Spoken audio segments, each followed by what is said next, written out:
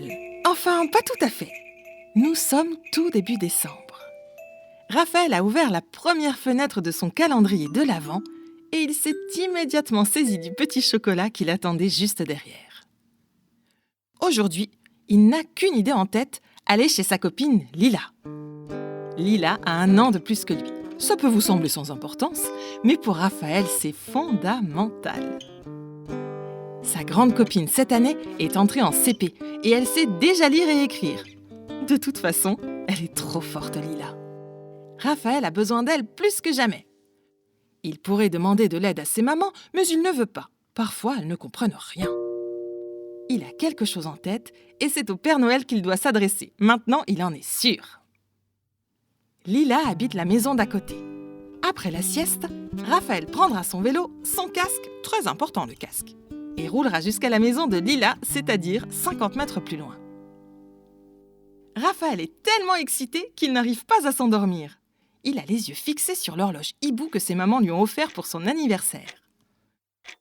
Quand la petite aiguille sera sur le 4, Maman Vic lui a montré, il y a 4 plumes dessinées. Et que la grande aiguille sera tout droite vers le ciel, au milieu de la tête du hibou, il pourra se lever et foncer chez Lila. Tic-tac, tic-tac, tic-tac. Raphaël est couché dans son lit. Il n'a pas fermé l'œil. Ça y est, la grande aiguille est presque droite. Il se lève d'un bond, s'habille à la hâte et sort de sa chambre. Ses mamans sont sur le canapé. Maman Vic lit un livre tandis que Maman Louise somnole. Raphaël regarde Maman Vic et chuchote. « Je peux aller chez Lila, s'il te plaît ? » ?»« Oui, si tu veux, mon chaton. Laisse-moi appeler sa maman pour la prévenir. » Mais Raphaël est déjà parti. Son casque sur la tête, vroom vroom, il file chez Lila. Quand il arrive devant chez elle, il n'a même pas le temps de sonner. Lila a déjà ouvert la porte et l'accueille avec un grand sourire. Un sourire où il manque 2 dents. Ça fait bizarre. Lila s'en moque. Elle dit que la petite souris est passée et que c'est bien ça le plus important. Les 2 amis filent dans la chambre. Une fois la porte refermée, Raphaël explique à sa copine qu'il a besoin de son aide. Les yeux de Lila s'illuminent. « Une lettre au Père Noël, quelle bonne idée ! Elle n'a pas encore fait la sienne !» Lila sort son plus beau papier à lettres et dit à Raphaël « Voilà, je suis prête !» Raphaël commence à dicter. « Cher Père Noël, j'ai une demande très spéciale à te faire. Cette année, je ne veux qu'une seule chose et je suis sûre que tu pourras me l'apporter.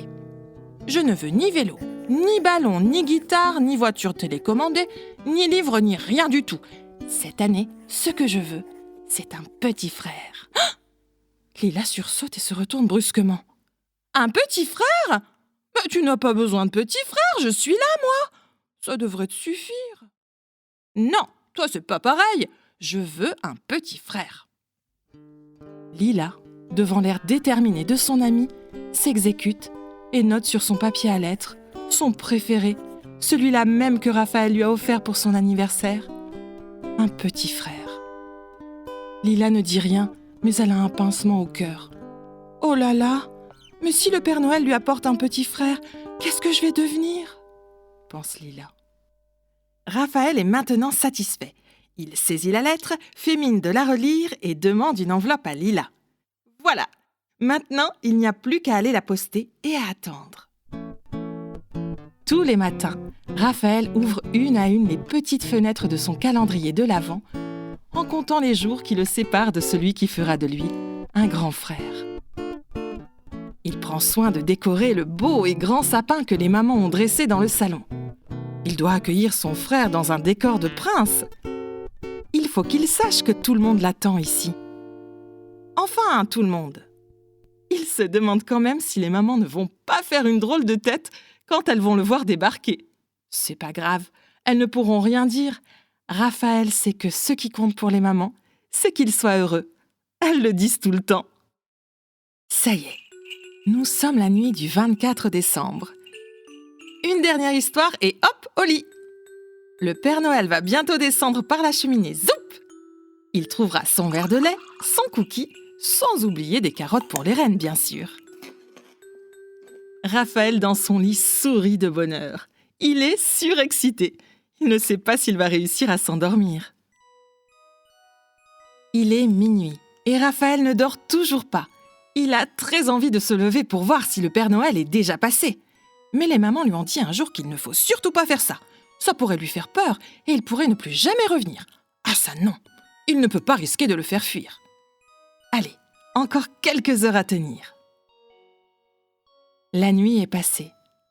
Raphaël se réveille enfin. Il saute sur ses pieds et se précipite au salon. « Il est où ? Il est où mon petit frère ?» pense-t-il.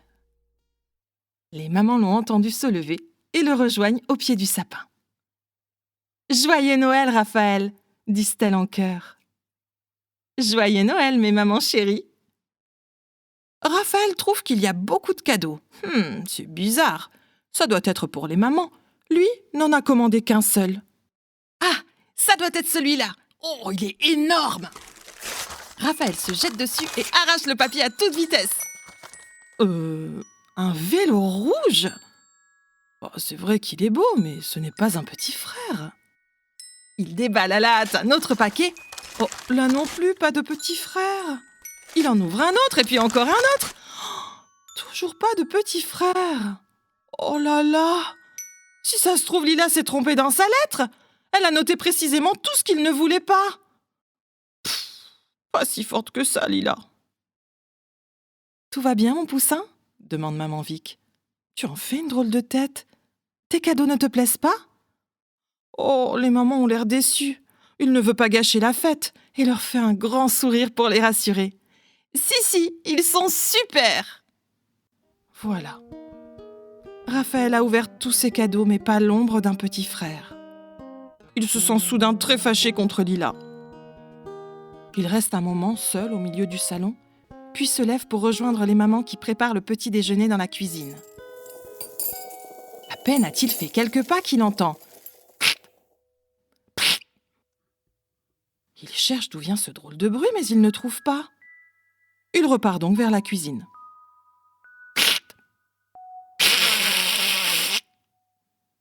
Raphaël ne voit toujours rien.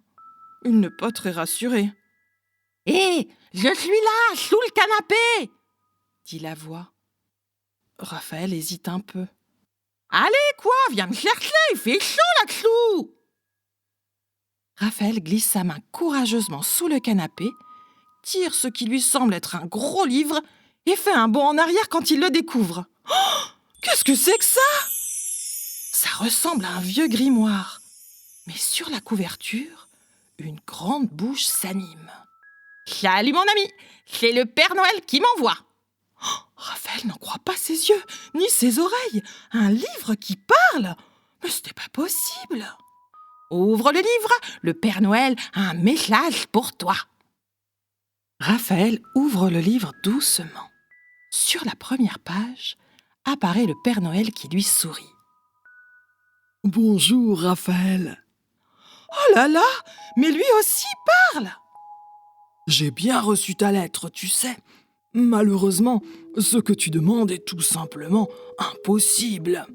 Je ne peux pas t'apporter de petit frère. Mais ma mission est de rendre tous les enfants heureux. Et voilà le plus beau cadeau que je pouvais te faire. Tu as dans les mains un livre magique. Il n'en existe que 5 exemplaires dans le monde. Ce livre a le pouvoir de t'emmener là où tu le désires. Tu auras la possibilité, quand tu le souhaiteras, d'entreprendre ces voyages accompagné d'une seule et même personne. Choisis-la bien, tu ne pourras plus en changer par la suite. Raphaël sait déjà qui il va emmener avec lui, son inséparable ami Lila. Ce livre, tu ne devras en parler à personne d'autre. Tu ne devras l'utiliser qu'à la nuit tombée, une fois la porte de ta chambre refermée. Il te suffira de le coller très fort contre ton cœur, de penser à l'endroit où tu voudrais te trouver, et tu y seras instantanément projeté. Pareil pour le retour. M'as-tu bien compris ?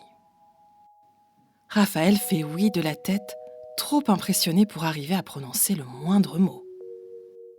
Une dernière chose. Comme tu pourras le constater, Toutes les pages de ce livre sont blanches. Ce sera à toi d'écrire ta propre histoire. Bonne chance, Raphaël. Je te confie le plus grand des trésors, celui du plus beau pays du monde, le pays de l'imaginaire. Raphaël referme le livre précipitamment en entendant les mamans revenir. « À table, mon chéri, le petit déjeuner est prêt. » Il glisse rapidement son grimoire sous le canapé et se lève d'un bond pour aller se mettre à table. Ce qui vient de se passer est tout simplement incroyable. Il n'en revient pas. Un livre magique, rien que pour lui. Oh, quand il va dire ça à Lila. Mais pas tout de suite, parce que son premier voyage, il sait déjà où il veut le faire et il ne peut pas y amener Lila. Toute la journée, Raphaël ne pense qu'à une chose, être seul dans son lit ce soir pour entreprendre son premier voyage. Il a tellement hâte. Ça y est, le soleil s'est enfin couché. Les mamans l'embrassent, puis referment la porte de sa chambre. Son grimoire est caché sous sa couette, bien à plat. Personne ne peut le voir. Raphaël a le cœur qui bat. Il est très impressionné tout d'un coup par l'aventure qui s'offre à lui. Ses pieds touchent son livre qui se trouve tout au bout du lit. Il saisit sa veilleuse qui est posée sur sa table de nuit et plonge avec sous sa couverture.